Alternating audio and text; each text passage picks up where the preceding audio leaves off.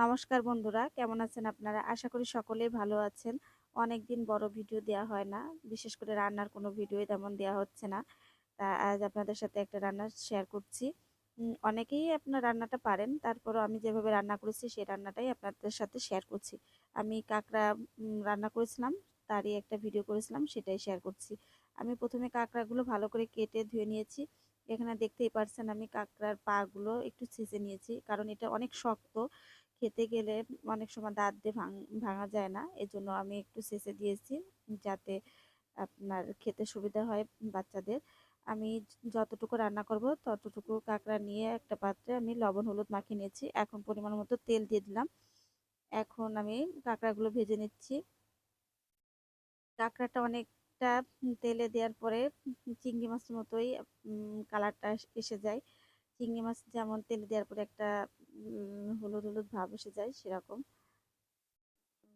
আমার কাঁকড়াগুলো ভাজা হয়ে গেছে।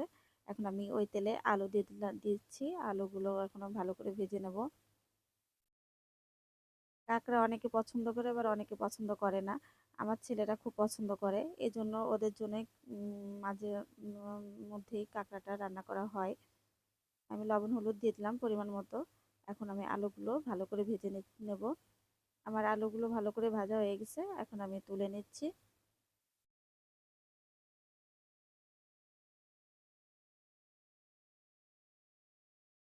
আলু তোলা হয়ে গেছে, এখন আমি ফোড়ন হিসেবে জিরে দিয়ে দিলাম। এখানে আমি পেঁয়াজ, রসুন, আদা, শুকনো মরিচ একসাথে আমি বেটে নিয়েছি, সেই মশলাটাই দিয়ে দিলাম। মশলাটা এখন আমি একটু ভালো করে কষিয়ে নেব। মশলাটা একটু কষানো হয়ে গেছে, এখন পরিমাণ মতো হলুদ দিয়ে আবার একটু নেড়ে নিচ্ছি। এখানে আমি এখন 1 চামচ জিরার গুঁড়ো, 1 চামচ ধনিয়ার গুঁড়ো দিয়ে দিচ্ছি। দিয়ে আবারও মশলাটা ভালো করে কষিয়ে নিচ্ছি। মশলাটা আমার কষানো হয়ে গেছে, এখন ভেজে রাখা আলু কাঁকড়া দিয়ে দিলাম। এখানে আমি 2টা রসুন দিয়ে দিলাম, মাংসে যেমন আস্ত রসুন দিই সেরকম 2টা রসুন দিয়ে দিলাম, খেতে ভালো লাগবে। আমি এখন মশলাটার সাথে ভালো করে সবকিছু মিশিয়ে নিচ্ছি। মেশানো আমার হয়ে গেছে, এখন আমি পরিমাণ মতো জল দিয়ে দিচ্ছি। এখানে জলের পরিমাণটা কমই দিয়েছি, কারণ এটা ভুনা হবে, বেশি ঝোল করলে ভালো লাগবে না। ভালো করে মিশিয়ে নিলাম। এখন আমি মাঝারি আঁচে এটা রান্না করব।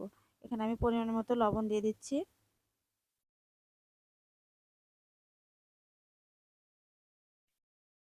ঝোলটা ফুটে উঠেছে, দেখতেই পাচ্ছেন অনেকটাই ঝোল কমে গেছে। আর একটু রান্না করব, এত ঝোল রাখবো না আমি। এ পর্যায়ে আমি গরম মশলাটা দিয়ে দিলাম। গরম মশলাটা দিয়ে আমি ভালো করে মিশিয়ে নিচ্ছি। আর ঝোলটাও আমার কমে গেছে, এখন আমি নামিয়ে নেব, আর রান্না করব না। এখন আমি পাত্রে উঠিয়ে নিচ্ছি। দেখতেই পাচ্ছেন আমার রান্নাটা কমপ্লিট হয়ে গেছে। রান্নাটা কেমন হলো অবশ্যই আপনারা কমেন্ট করে জানাবেন। আর আমার ভিডিওটি যদি আপনাদের ভালো লেগে থাকে তাহলে লাইক, কমেন্ট এবং শেয়ার করে আমার পাশে থাকবেন। ধন্যবাদ সবাইকে।